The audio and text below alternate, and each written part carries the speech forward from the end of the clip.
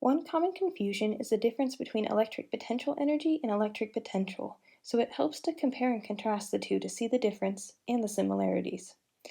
First, if we look at the equations, electric potential energy has two charges divided by the distance between them times a constant, whereas electric potential has just a single charge divided by the distance away from it, again times a constant.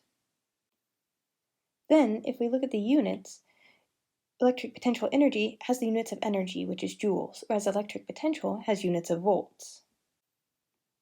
Furthermore, electric potential energy is something that's localized to a distribution of charges, meaning it's something that has to do with like a group or just some sort of shape or distribution of charges in a given area.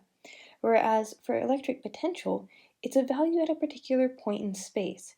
Here, the r value is the distance away from the charge, whereas here the r is the distance between these two charges. It also helps to think about electric potential energy and electric potential with how they relate to force and electric field. For electric potential energy, if we take the negative gradient of it, we'll get the electric force. And this is true, by the way, for any potential energy and associated force that's conservative. Whereas for electric potential, if we take the negative gradient of a potential, what we get is electric field. And again, force is something that has to do with charges between two charges. What's the force that they attract or repel with? Whereas field has to do with how a charge influences the space around it.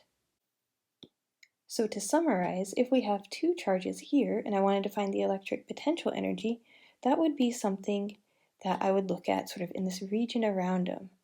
It would be, what is the potential energy shared in this distribution of charges?